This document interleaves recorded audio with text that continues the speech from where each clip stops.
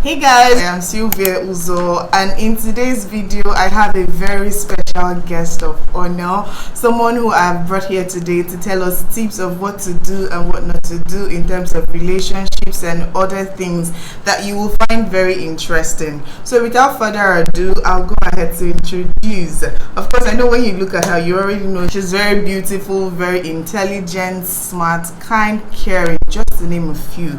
But I'm going to go straight to calling her name, and she will give us further introductions about herself. So give it up for Pastor Mrs. EJ Mbakwe. Woo!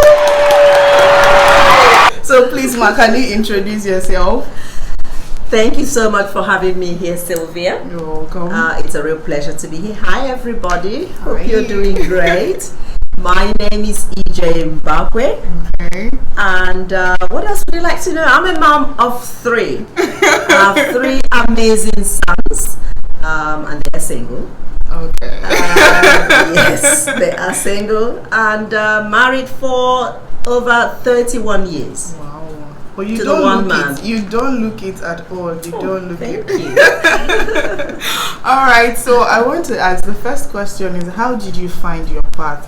Can you tell us what you do aside being a pastor, and how did you find your path? My path in... career-wise. Okay. Okay. So I have had a varied career path. So I have worked in the banks. I actually started off in the library when I was in London as a young person. I worked there for a few years, then went to Australia, and then I diversified. I went and retrained to become a registered nurse and worked as a registered nurse until last year, actually. Really? I ventured into becoming an entrepreneur, Okay. working for myself. Okay. Yeah. How has it been so far? It has been with the Yes. business. Yes. Business has been, it's still early stages because I just started. It came out of what I love to do, which is empowering women. I love to empower women, especially young women, empowering them to become a better version of themselves, and to realize that what they have, that what God's already put in them is enough. And all we need to do is just to keep improving. And so it's still early stages and it's going great. Okay. So finding your career path, did you do that when you were still in your 20s or after your 20s? Okay. So you do know what you are called into, what your purpose in life is. A lot of the times you start off knowing that there's a burning desire in you to do something. And sometimes it takes you a longer time to find exactly what it is you've been called to do. But you do know there's this unsettling in you. If you like fashion and you want to be a fashion designer or something, there are traits of it that start from when you're young. But sometimes it takes a longer time to have that confidence to get into it. And it's the same with anything. So you want to be an entrepreneur, you want to be a minister or be a doctor or a lawyer. There are traits of it along the path. And then you find yourself, some are bold enough with support, they advance into it much earlier in life, like in their 20s or 30s. Others still take their time to find it. Okay. But to flow fully, it could take a lot more time. Okay. Yeah. So what about those who are feeling lost, like some people in their 20s? Because I think there's a pressure currently with the 20s that by a certain age, maybe by 25, 26, thereabouts, you should have already known what you want to do. So what of in a case where you're 20-something, getting to 30, and you don't know what you're supposed to be doing, but you still strive to make ends meet? How should that person feel at this point in time? That's a very, very good question. Right thing to do is whatever your hand finds to do, do it. Whatever is right that you find to do it. Okay. Because eventually you will segue and navigate. You will find somebody who will help you, bring you closer to Yeah. what exactly it is you're designed to do. Okay. But you will find that it's very hard for you to deviate from your primary calling. Mine has always been to empower people. It has always been that. It has always been about empowering women. That's my primary calling. About justice, to stand up for righteousness, for justice, and to make sure that people get what is rightfully theirs. If people are down, to help them get up, to help people discover their place in God. That has always been there. And now I am in my 50s, and I look back to when I was even a teenager, and I found that there were traits of it, but I didn't know what it was. I just did what I had to do. The next question, let's leave career outside this. And you have a book which is titled Finding Your Limo. And so would you like to shed more light on that? What you mean by finding your limo? Okay, so ta-da! I did bring my book, and it's on Amazon. Now, the book Finding Your Limo has come out of all that I believe about. Again, it's to do with empowering, especially women. A lot of the times we forget our value. We have been endowed with such greatness. Sometimes when we've lost our path, we find ourselves in that space where people take us for granted. And so my calling in life is to help especially young women, single women, learn how to package themselves, have respect for themselves, and not put themselves in a place where they belittle themselves and bring themselves down. Because when you lower your standards, you will find exactly people who are on that level.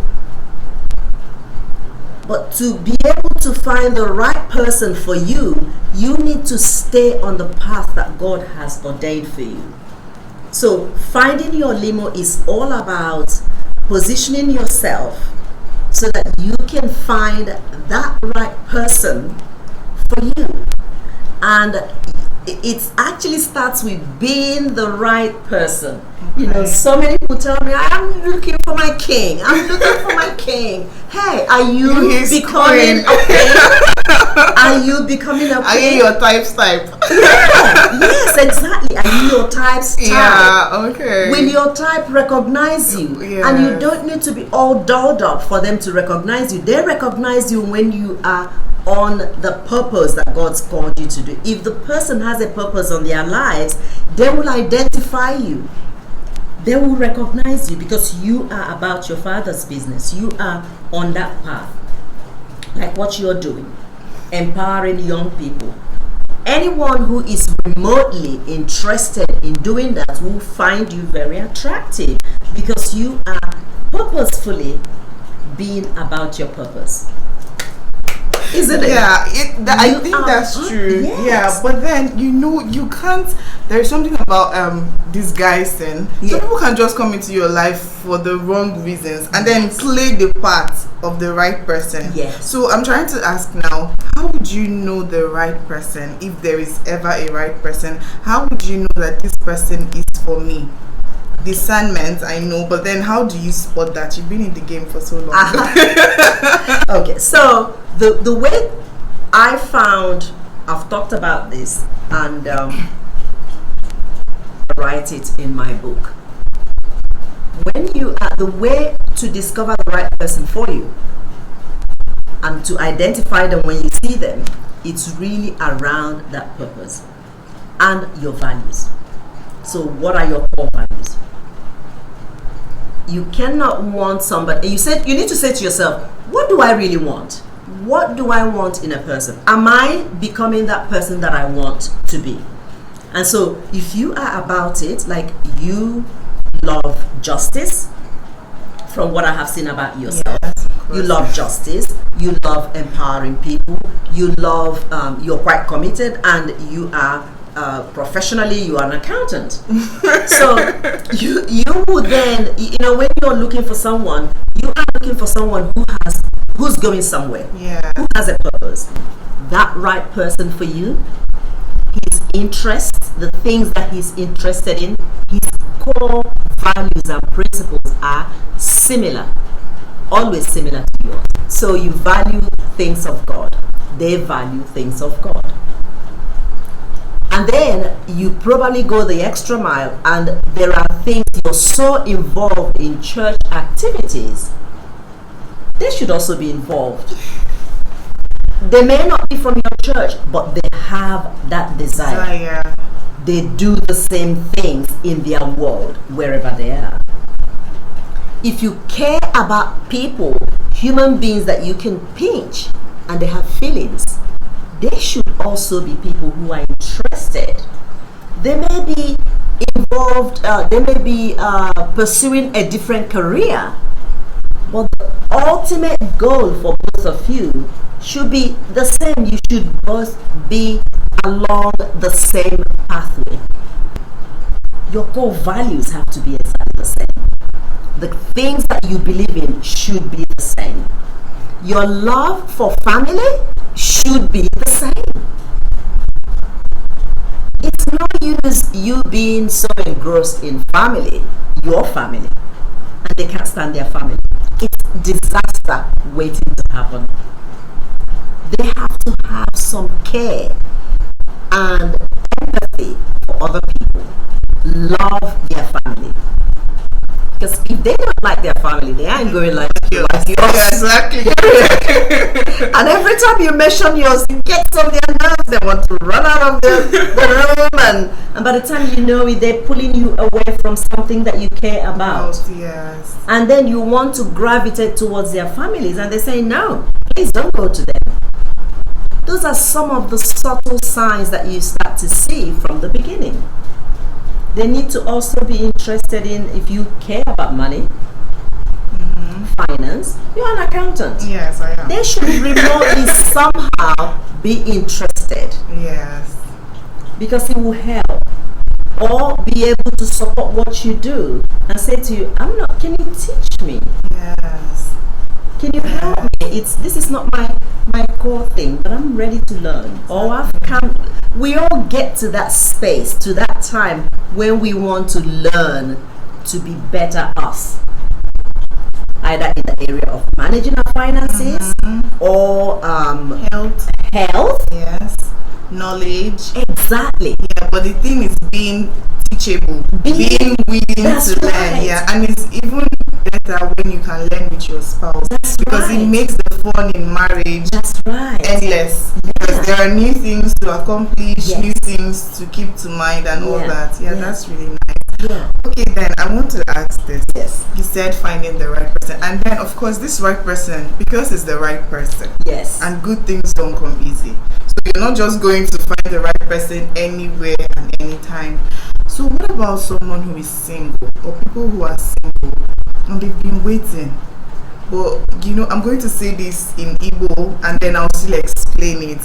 This thing they say, ina ho ohodi or something like that, like you're being too selective, but in your mind you know what you want, but you've not seen what you want. Do you think there is still hope for somebody like that? Okay, I know what I want, I'm not stupid, I know what I want, and I believe that what I want is out there. Maybe while you're still waiting for that person, you get to do some other things to fill up your time. Do you think it's possible? Oh yes, it's very possible. The thing about, I love that question, by the way. A lot of the times we think that there's only one person that fits that mold. There's 7 billion people in the world. There's bound to be one person. You're not going to marry everybody. Yes, you will ultimately marry one person. Yes. But there's so many people that can fit into that mold. But there's one person.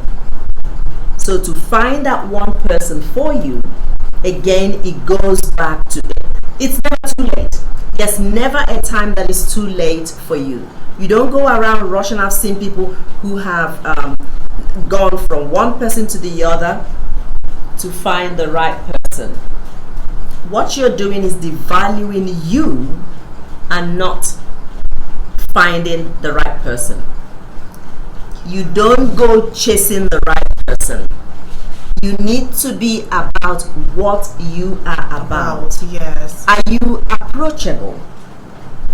Are you a kind person? Are you a nice person? Are you approachable? Because somebody will might find you attractive, and they're looking at you and admiring you from afar, but you are grumpy. You are crabby. Aggressive. You are aggressive. Or you come across as extremely arrogant and unapproachable. Yeah. We can have values and standards, but we should remain approachable. We should be humans, because we're expecting to marry a human being. The right way to be found attractive is to keep doing what you're meant to be doing. To be approachable. Can somebody talk to you without you putting your guard up? Okay, but sometimes the reason for the guards, I was going to ask this question later, but since it has come to this, the reason for the guards, like sometimes we get hot. Human beings get hot. Maybe you've been in relationships before and they didn't do you right. In cases of abuse, then I have a particular question on that. But in cases of abuse, like people have mistreated you, everybody has taken you for granted, and now you feel this whole love thing is not for me, so I have to just toughen up. Maybe that's the reason for that. Someone once said that someone else has cut you and you're bleeding all over somebody else. The people that are now in your space were not the people that hurt you. Yes. Why do you have to take it out on somebody? So a good person has seen you and they're coming to say hello. Okay. And immediately you put your guard up. Immediately you think that every male is only after one thing. Not necessarily. Oh my God. See, I'm a mom of boys. I love men. I didn't think I would get to that stage. Yeah. And I'm overprotective of, especially when our sons were in their teens. I was very, very overprotective, like helping them, because some of them are a bit on the shy side, young teenagers, and so I would like them in my space, and I would, when they're sitting there eating and all that, and I would chat to them, just so they get to relax and get used to talking to a female. Yes. And then when other people from church are around, helping them be able to have a conversation with one another. You can sit with people and have a conversation around the table. That's where it starts from. Yeah. Being able to see other people in public spaces helps you not to have your guard up all the time. Where people get hurt a lot is when the dating and when the hangout is one-on-one, and when you're doing it in a very private place. If the relationship is public, not necessarily that you've announced that you're marrying somebody, Yes. but when you go out, you go to a space where other people are seeing you. And then if you've read my book, Yes, I was going to you will know that I have some no-nos for relationships. Yes. If you maintain it and it's extremely platonic, very platonic, you will be able to discover each other and find out what makes the other person tick. Men can be fun to hang around.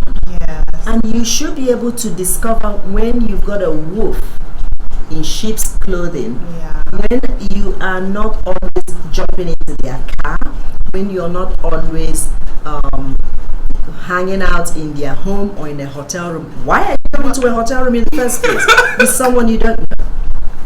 Why do you have to do Oh that? my God. And can I say that it is a very common thing? I grew up here. Right? Yes. It's a very common thing in Nigeria. Exactly. We don't have, and especially in the eastern side of Nigeria, we don't always have a lot of public places where people can go hang out. That is not a pub, a bar, a hotel, an issue joint that is for people who are over 50s or something. Yeah. We don't have a lot of public places that people can just go, like in the square somewhere, and just sit and drink Coca-Cola, 7-Up, orange juice or something, and just sit and have a chat. Rich conversation. Yeah, just have a rich conversation. Tell me, so what's your name? And all of that. Just get to know somebody without having an ulterior motive. Okay. We have very few spaces like that. Exactly. Yeah. And then I'm going to say, I'm in my 20s. I do know that. I do know that. Yes, go to your 20s and gorgeous in your 20s. Yes, I know that. Thank you. So I was going to say, in our 20s, I think the people in their 20s are very impatient. Yes. Especially here. Like, it's very hard for you to find a young man who just wants to talk to you. Like, let's talk.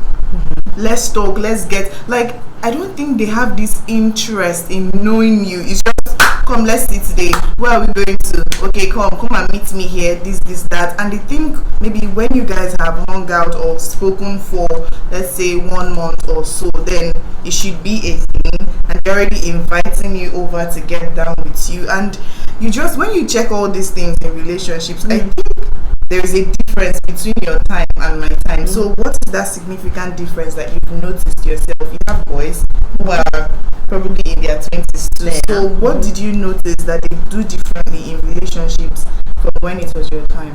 Okay, so they were raised in a different world. Okay. They were raised in a world where they can hang out. They can go to a park. You can go out with someone. You can just go to a public place. There are parks. There are recreational areas where people can just go out, sit down and chat. You can go to the shopping center. For us here, thank God for places like, the supermarkets that we're now getting. Yes. Those are nice places. You can sit there, have something to eat with somebody without it leading to anything else. Over there's so many places like that you can just go, and it doesn't have to be, get me a plate of rice or something. It can just be have Pastries. Pastries and a drink, ice cream. And my thing is no going to the movies yet. Yes. Now, over there is different. They can do all those easy going, light outings. They can do that. Go to the footballs together. But over here, there's nothing like that. And when I was growing up in this part of the world, it was zero. There was nothing. The only places you hang out and meet with people are in homes. And then you're not really supposed to go into somebody's home, because it's like, what's in their mind. Yes, what would happen next? What will happen next? And over here, people don't actually frown on things like date rapes. It happens a lot. And you're supposed to just zip it and not say or do anything about it. But it happens quite often here. And sometimes it's a first date. It's the first time that you've hung out with that person. But over there, yes, it does happen, but it's not as frequent as it does here. And here, as in Nigeria, it's almost like an acceptable thing. Yes. It's almost like, the next time we meet up, we have to be in the car. We have to go.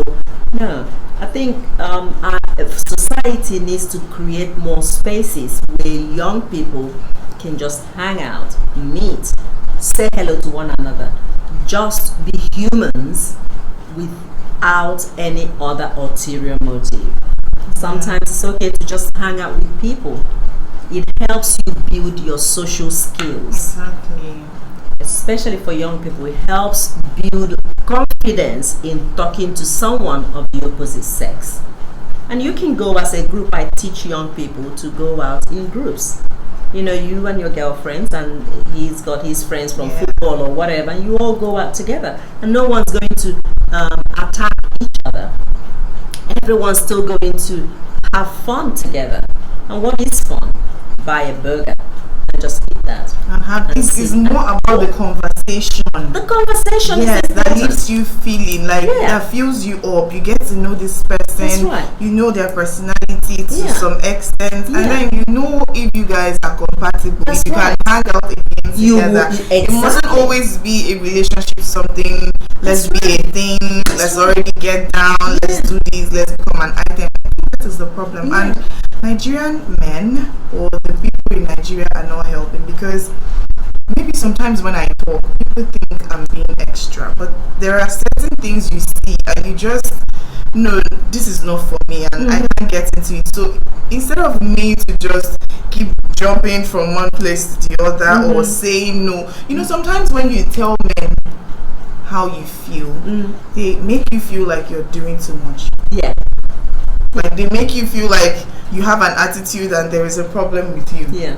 For example, someone wants to start talking to you and they call you every time. They call you constantly and they just dwell on the phone. Like, we have other things to be doing with our time. That's right. Where is this conversation leading to? Exactly. The next thing, and maybe when I keep engaging you in conversations, of course, from the conversations we've had, I'm very sure you're enjoying this. It's more like a conversation than an interview. That's right. Yes, because you're comfortable talking to me. Exactly. And then with the opposite sex, they get to invite you. Yeah. Come to this place. And then when you tell them, no, you can't do this with me. No. Okay, they start to ask, why do you act like this? Why are you trying to say you're different? Like, I don't understand. And then I think the women in the society too are enabling these men. Because if you get to set boundaries for yourself, if you get to at least work for your own money, like I keep saying this in my vlogs. She has a YouTube channel. Very passionate about this. Yes, she has a YouTube channel, by the way, and it's because we share similar values that made me invite you on my channel today. So I say this: it's not expensive to have a luxurious life. Like, you can have luxury. Luxury is about how you feel doing something. You could just go out, receive fresh air, and you're taking a glass of 7-Up, and you're contented with that. You're happy seeing people walk about. You're covering it. You're taking cool pictures. That fulfills you. But when these men see that you don't have any form of happiness aside them, and they're able to take you to fine dinings and treat you to something, they feel entitled to your body. No. And that is the problem. That is wrong. Yes. That is so wrong. So I want to ask another question. Okay. Do you think when it comes to relationships and the abuse, you know, lately on the internet, I showed you a few of them, of abusive relationships, people getting abused physically, emotionally, and all that, the rate of divorce, people charging their husbands and their wives.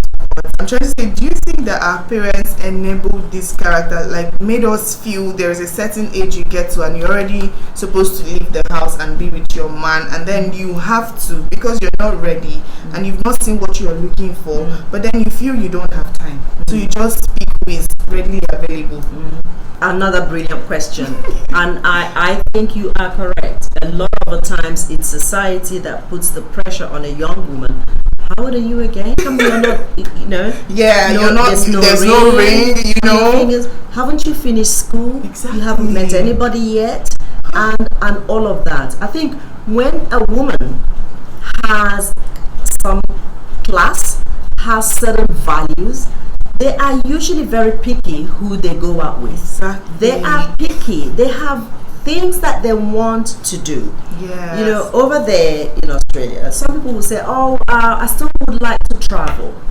Okay, here, our society, the whole system, it's not even put together in such a way that young people are allowed to explore their environment. They're not even allowed to experience anything by themselves, to earn some money and be able to use it to do something for themselves before they get married. It's like you're supposed to go from the cradle into somebody else's home. But you go from the cradle, you're supposed to crawl, walk, go to school, maybe get out of school, and then come back home, sit at home for a little bit, you know, while you're working and all of that. Get to know your parents better, because here in Nigeria, a lot of young people are off to boarding schools. Yes. You know, before they can say hi. Spend time with their parents. And then people have not even bonded with family. They don't actually know what their parents believe in.